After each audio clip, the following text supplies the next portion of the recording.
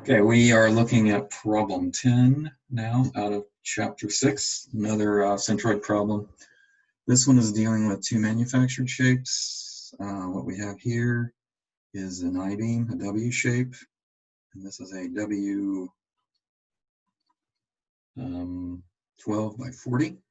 So we're going to have to refer to Appendix A to get that information. And then we also have a channel, a C shape, and this is a 12 by 25. So there's going to be some pretty key information that we're going to need to get there. First thing, we do need to know that this is your origin location down here. This is going to be your x-axis coming through here, and this is your y-axis. We also have to recognize that the way they've drawn this is symmetric here, so the distances here and here are going to be the same. We're going to need to get area information for both of these shapes. We're going to need to get some dimensional stuff. So this is the flange of our W shape. We're going to need to get that information. We're going to need to get this depth information. We're going to need to get that area information. So if we go over to Appendix A, we'll notice we are dealing with a 12 by 40. Let's zoom in on this a little bit. And there's my 12 by 40 right there. So let's get some information here. So area for the 12 by 40 is 11.17. We're going to need the depth, which is 11.9. So that's this distance here from top flange to bottom flange. Notice also when we talk about the 12 by 40, the 12 is a general reference to what the depth is. Just notice that the depth is not exactly 12. It's close to 12. 40 is the weight of the I-beam per foot of distance span. So we have the depth. The other thing we're going to need to know is this BF distance here. So we got the depth, we got the BF. So that's our flange information, flange with BF. And we're looking at this. This guy is 8.1. Remember also, we talked about the other day, this is this information is for detailing, so you want to use the side to the left, okay? Also, because this is symmetric in both directions, notice the Y, they don't give you any Y information or X information for the moment, for the bar X or bar Y, because they're implying that this is half of BF, and this X-axis is going to be half of D. So we'll be able to utilize that pretty readily. So we're going to take this back over to our sketch. So we just determined that this was 8.01. The depth was 11.9. Just verify that. Yes, 11.9. Okay. So those are the two things that we're going to need to do that first shape. So we'll call this guy, we're going to call this guy shape 1, and we'll call this guy shape 2. There's a little bit more to deal with on that one. So let's go ahead and we'll set up our chart. Shape, area, X, AX, Y, AY. So shape 1. So we had an area back from the chart was 11.7 square inches. X, remember, is going to be the distance to the Y centroidal axis. So it's just going to be half of this flange difference, this distance here. So half of that gives me 4.005. Multiplying A times X, that gives us 46.859. Y is going to be the distance from the origin to the XX centroidal axis on this. So it's just going to be half of this based on what that chart was telling me. So half of 11.9 gives me 5.95. So Y times A is 69.615. Okay, so shape 2. So shape 2, we're going to have to get a lot of information on. One of the things we're going to need is this distance here. So in a channel, this is called your flange, and this is your web, and this is your flange. So we're going to need this thickness here, which is what they call the web thickness. We're also going to need to know a dimension for where this axis is located out in front of it. So what we have here, let me draw this picture right here. We're going to have a distance to the centroid of this thing, and we'll see that that's going to be out front here. We're going to need that distance as well. So we need a couple of distances that we're going to utilize. So we need to get the area from this shape. We'll need to get this thickness here, and we will need to get this, which they're actually calling that the, I believe that's the X-bar distance, but in our case, it's going to be RY. So let's go back over to the chart. And we're looking at a channel, which is a 12 by 25. Let's zoom up on this a little bit so we can see it. So notice here, there's an X-bar distance shown, and they actually have a value. So for the YY axis, we go over here, and notice there's an X-bar column. So that's going to be an important thing. So we are dealing with a 12 by 25. So let's go ahead and highlight this. 12 by 25. And we need the area.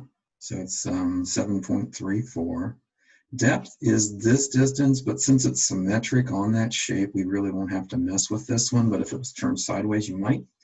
So in this case, ours is actually 90 degrees of this picture, so that's why what they're calling X bar is going to be our Y bar when you get to that point. Now we need the distance from here to here, from the back of this to the face of that on the web. So we're looking at the web, we're looking at the web thickness, so we need this guy here, this 0.387. Then we're going to come over here, and remember these things just go straight across, so we're looking at the 25 here still. We need this YY X bar distance, that's the 0.674. Okay, so we're going to need the area, we're going to need this thickness, and we may come back here if we need to revisit this. So let's go back over here now. Okay, so the distance, well, let's write down the area before we forget that. So the area of this was 7.34.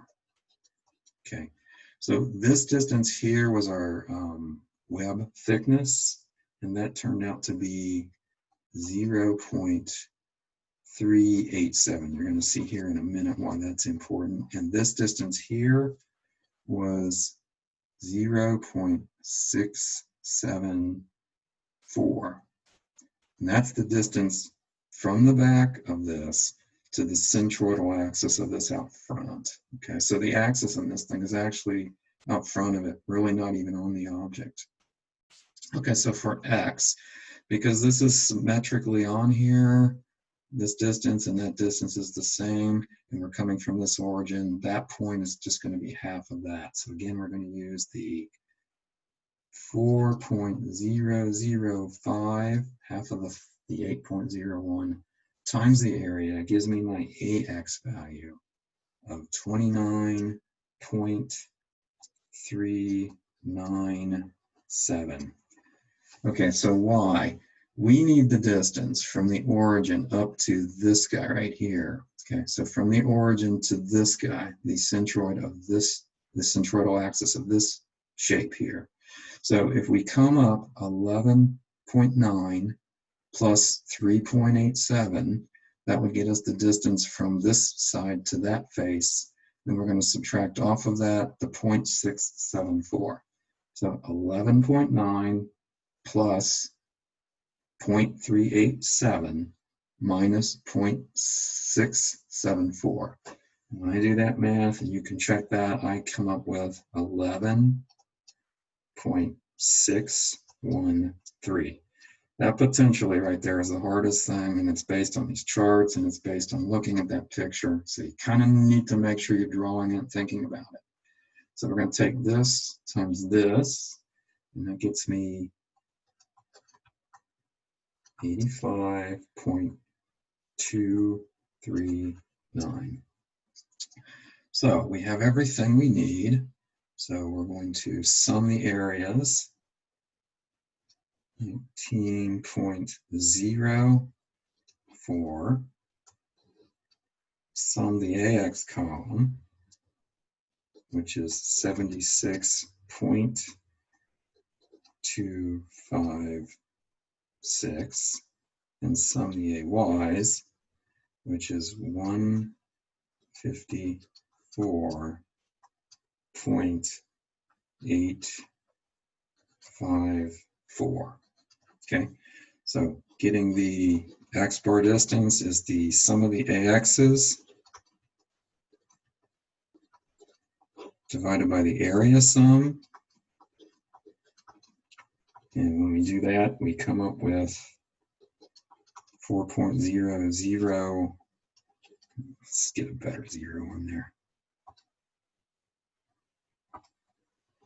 4.005 inches. Okay. Y bar is the AY sums.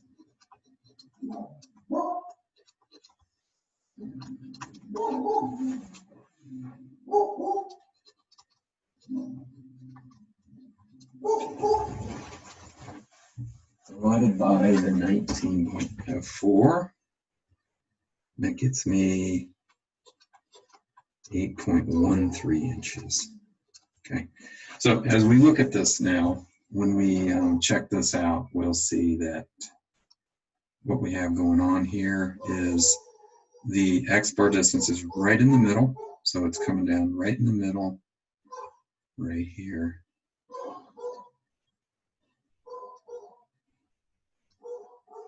And the Y bar distance is going to be up here, about somewhere like about maybe right in there.